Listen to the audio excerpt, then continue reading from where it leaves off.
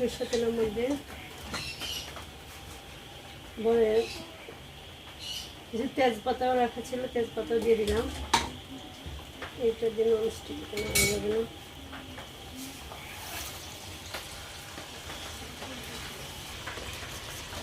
এই পর্যায়ে একটু আচারের মশলা পাঁচফোড়ন যেহেতু আমরা করি নাই, গ্রাইন্ড করি না, এই জন্য অর্ডার না করে আমরা রেডিমেড আচারের মশলা, তার স্বাদ ভালো হয়েছে। মেমরি আচার মশলা একটু সুন্দর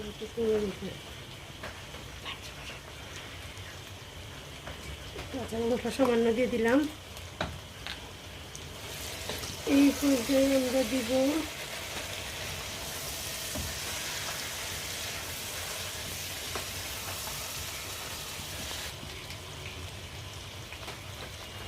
আচারের স্বাদ বাড়ানোর জন্য আমরা একটু সামান্য বিট লবণ, যেহেতু লবণ আগে দেওয়া আছে তাই আমরা অ্যাভয়েড করবো বেশি লবণ দেওয়া। বিট লবণ ইউজ করলাম। এখন বেশি যাতে বসে না যায়, আমরা বিট লবণ দেওয়ার পর একটু ভালোভাবে নেড়ে নিচ্ছি যাতে বসে না যায়, কারণ একটু পুরো আগুনের আঁচও কমিয়ে নিয়েছে, পুড়ে গেলে স্বাদ নষ্ট হয়ে যাবে। আমরা এই পর্যায়ে ইউজ করবো গুড়। চিনির পরিবর্তে কেউ চাইলে চিনি ব্যবহার করতে পারে, কেউ চাইলে গুড়। আমার বাসায় যেহেতু গুড় ছিল, এবার শীতে আনাইছিলাম গুড়, খুবই টেস্টি।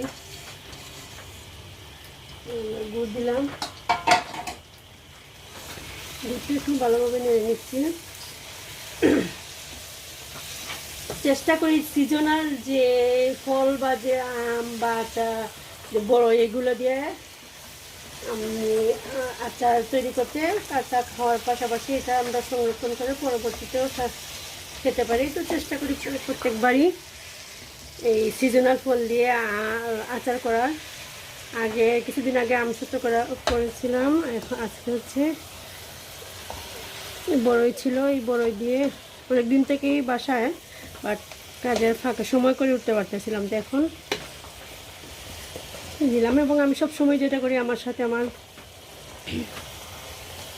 বাসার বাচ্চাদেরকে রাখার চেষ্টা করি, তাতে তারাও শিখে, আগ্রহী হয়। কারণ এখনকার বাচ্চারা তো যে বার্গার পিৎজা এগুলো ছাড়া আমাদের সময়কার